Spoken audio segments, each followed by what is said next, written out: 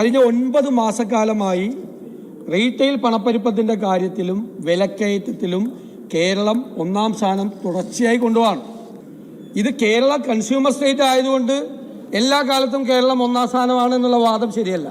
കേരളം അങ്ങനെ എല്ലാ കാലത്തും 1-ാം സ്ഥാനം അല്ല. കേരളം കഴിഞ്ഞ കാലങ്ങളിൽ നിങ്ങളുടെ ഗവൺമെൻറ് ഭരിക്കുമ്പോഴും ഞങ്ങളുടെ ഗവൺമെൻറ് ഭരിക്കുമ്പോഴും ഒക്കെ മാർക്കറ്റിൽ നല്ല ഇടപെടലുകൾ പല ഗവൺമെൻറ്റുകളും നടത്തി മാർക്കറ്റിലെ സ്വാഭാവികമായ രണ്ട് വിലക്കയറ്റം ഉണ്ടാവും. ഒന്ന് ഓർഗാനിക് ആയിട്ടുള്ളൊരു വിലക്കയറ്റം ഉണ്ടാവും, ആർട്ടിഫിഷ്യൽ ആയിട്ടുള്ള വിലക്കയറ്റം ഉണ്ടാവും. പിന്നെ കച്ചവടക്കാർ, മീഡിയേറ്റേഴ്സ് എല്ലാവരും വർദ്ധിപ്പിക്കും.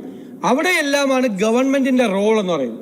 നമ്മൾ നോക്കി സൂക്ഷ്മതയോടുകൂടി മാർക്കറ്റ് സ്റ്റഡി ചെയ്ത് നമ്മൾ നിന്നില്ലെങ്കിൽ ഈ ഇടപെടലുകളെല്ലാം പല രീതിയിലുണ്ടായി ഈ മാർക്കറ്റിൽ അപകടകരമായ രീതിയിൽ വില വർദ്ധിക്കണം.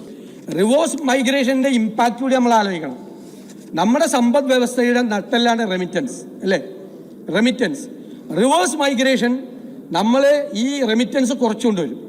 ഒരുപാട് പേര് വരുന്നവരെല്ലാവരും സംരംഭം തുടങ്ങുന്നവരല്ലല്ലോ, പണി പോയിട്ട് വരുന്നവരുണ്ട്, അല്ലാതെ വരുന്ന ആളുകളുണ്ട്. തിരിച്ചു വരുമ്പോൾ നമ്മുടെ സമ്പദ് വ്യവസ്ഥയ്ക്ക് റെമിറ്റൻസ് കുറയും. അപകടകരമായൊരു സിറ്റുവേഷൻ കേരളത്തിൽ വേറെ ഉള്ളത് റിവേഴ്സ് റെമിറ്റൻസ് ആണ്. കേരളത്തിൽ നമ്മൾ 25-30 ലക്ഷം ഗൾഫിൽ നിന്ന് ആളുകൾ ഇങ്ങോട്ട് പൈസ അയക്കുമ്പോൾ ഇവിടെ അതേപോലെ തന്നെ ഒരു 25-30 ലക്ഷം പേർ കേരളത്തിൽ ഇതുവരെ നമ്മൾ സ്റ്റഡി ചെയ്തിട്ടില്ല.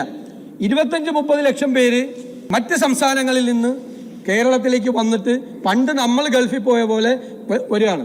അവർക്ക് അപ്പോൾ ഹ്യൂജ് എമൗണ്ട്, കോടിക്കണക്കിന് രൂപ ഡെയിലി എന്നതുപോലെ കേരളത്തിൽ നിന്ന് സൈഫൺ ചെയ്ത് മറ്റ് സ്റ്റേറ്റിലേക്ക് പോവാണ്.